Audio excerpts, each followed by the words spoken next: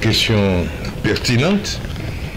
Je pense que si la CENI corrige les irrégularités que nous dénonçons, il n'y a pas de raison, nous passons au premier tour.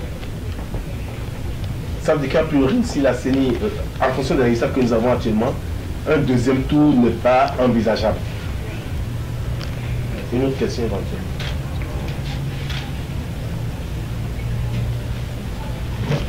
Ben, les colonnes sont mieux, j'espère que l'exposé a été largement donc assez clair. Ah, vous en avez? Allons-y. De l'AFP. Du coup, concrètement, là, vous dénoncez des fraudes, mais le camp du pouvoir a également annoncé qu'ils étaient déjà en train de fêter une victoire imminente. Qui était en train de fêter une victoire imminente, apparemment, ils disent aussi de leur côté. Qu'est-ce que vous dites? Qu'est-ce que vous répondez à cela? Du coup, qu'est-ce qui est en train de se passer? Je réponds. Je crois que c'est une mauvaise blague. Et que Faure lui-même est conscient qu'il ne peut pas gagner dans cette élection-là de toute façon au premier tour.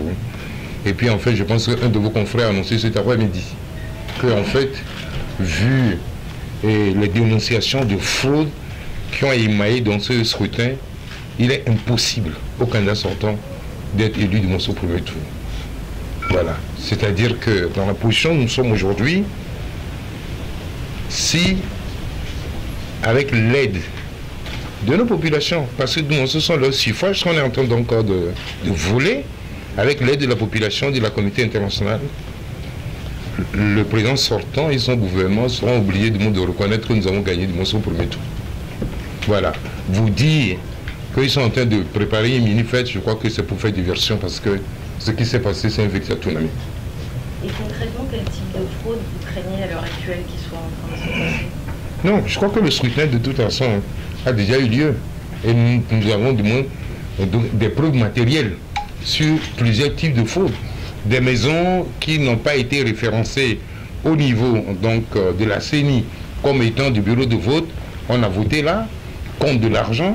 Même hier nuit, on récupérait les cartes d'électeurs d'entiers de population contre donc des kilos de riz. Donc les images sont là et les gens peuvent témoigner. Je crois quand même que donc, les gens sont en train de vaincre la peur. Hein, parce que d'une manière ou d'une autre, Faure lui-même et son gouvernement sont conscients qu'ils ont été laminés. Aujourd'hui, le taux de participation m'a rappelé donc ce que nous avons vécu en 1998, lorsqu'il y avait un duel entre le général Yadema et M. J.Christ Olympio.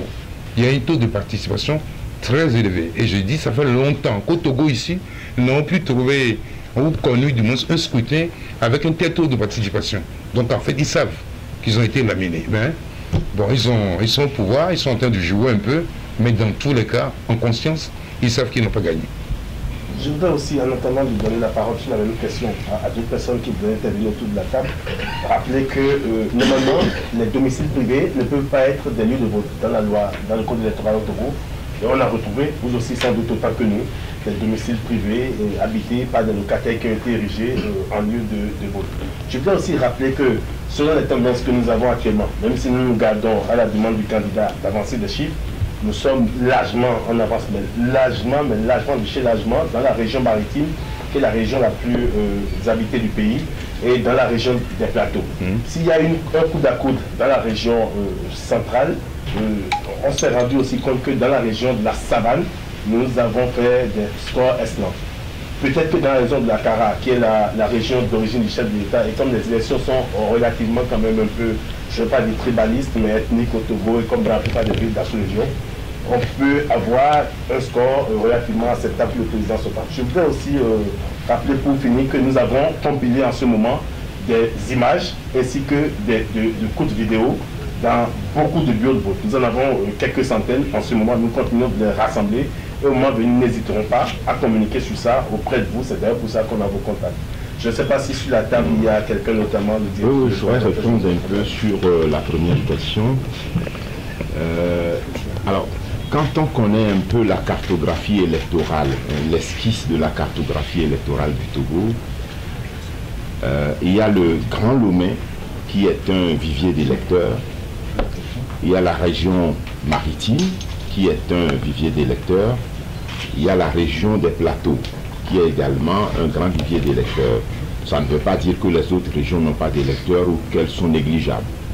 Mais au vu des chiffres qui nous parviennent, nous sommes en tête dans le Grand Lomé, dans la région maritime, dans la région des plateaux, c'est Kif-Kif, et un peu vers le nord, c'est Kif-Kif. Donc il est évident que si UNIR nous dit qu'elle fait une victoire au cours de ce scrutin, c'est une belle blague. Nous sommes en tête du scrutin. Nous ne voulons pas aller plus loin en disant que nous avons gagné au premier tour, mais une chose est certaine, c'est que nous sommes, le candidat Guillaume Kodio est en tête du scrutin. Oui, monsieur Sautet de vie. Voilà. Je voulais juste compléter dans le prolongement de ce qui vient d'être dit qu'un parti politique important, c'est-à-dire l'ANC, vient de sortir un communiqué aujourd'hui, vous l'avez lu certainement, qui place vraiment les deux PDD en tête, y compris UNIR. Donc il est impossible ce soir de dire que UNIR peut fêter la victoire, sachant que un grand parti, le ANC vient d'annoncer que les deux partis sont en tête. L'ANC, voilà. Le parti de Jean-Pierre Favre. Voilà. Juste pour vous. Est-ce qu'il y a d'autres questions? Une question ici. Philippe, j'ai pris la parole. Oui, vous déjà? Oui. Oui. Ah oui. Monsieur Abomey, vous avez dit que vous allez compiler les résultats. Vous allez vous présenter s'il vous plaît, juste nom, prénom et média. Votre pas ici le.com. D'accord. Vous avez dit que vous allez compiler les résultats. Si lundi, puisque les résultats provisoires seront proclamés lundi, si lundi la CENI proclame autre chose par rapport à ce que vous avez compilé, qu'est-ce que vous allez faire? J'imagine que la CENI ne peut pas se hasarder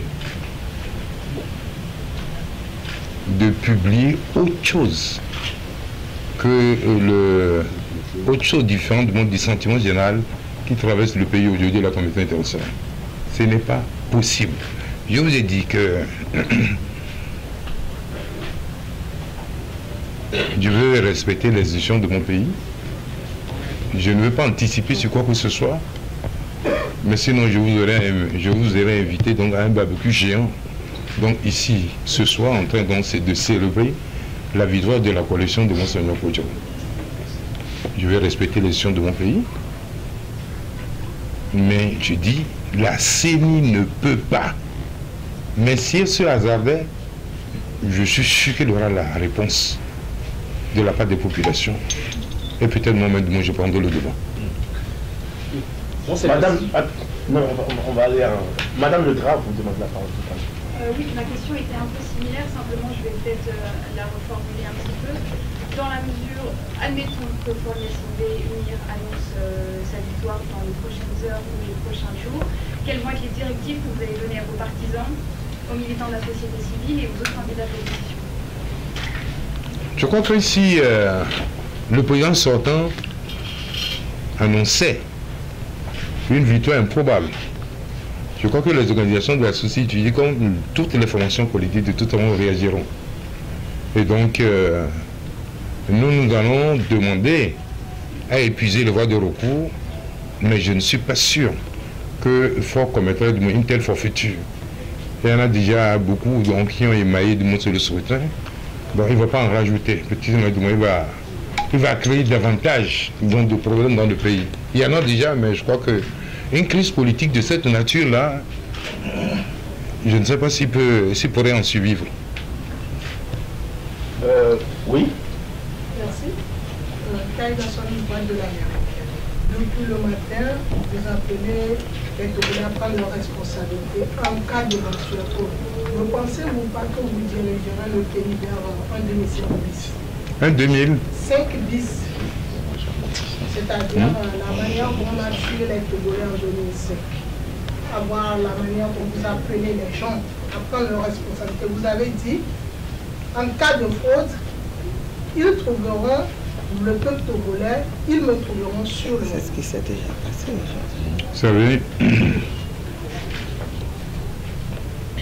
2005 hein, elle rappelle beaucoup de choses. L'éruption subite de l'armée directement dans la vie, comment je dirais, de la nation, imposer donc quelqu'un comme successeur sans respecter ce que dit la Constitution en matière de dévolution du pouvoir, ça fait beaucoup de dégâts en termes d'image pour le pays, en termes également de toute façon de perte en vie humaine. Et je crois quand même qu'il n'y a pas longtemps, au cours de cette campagne, Fort lui-même déplorait cela, et avant cela, devant cette attaque, mais depuis jamais cela. Un des ministres donc, de l'ancien régime disait qu'on ne piétine pas les testicules d'un aveugle deux fois. Donc ce que les Togolais ont eu, nous en avons tiré de nous beaucoup de leçons. Et je ne pense pas qu'en demandant aux Togolais, dans la situation difficile que nous traversons en ce moment, de défendre leur suffrage, je n'invite pas de toute façon l'armée à aller massacrer la population. Je crois qu'il faut nuancer les propos. Personne n'est content de toute façon de se savoir voler. Et donc, nous disons que pour ce scrutin, il est interdit de voler. Voilà, simplement ce que je dis. Je ne demande pas un affrontement. Ce qui s'est passé là, je crois quand même que pour imposer, du moins le président sortant, bon, qui prend timidement la situation de son père, du moins dans un environnement international du monde tendu, bon, je ne suis pas sûr si on le lui proposait, s'il le répéterait. Je crois quand même que ça lui poserait quelques soucis. Une autre question, s'il vous plaît. Oui. Moi, c'est Côté Parlant du journal du Confidential Report. Ma question, c'est de savoir, M. Adomé, est-ce que vous avez actuellement la conviction que la vérité des juges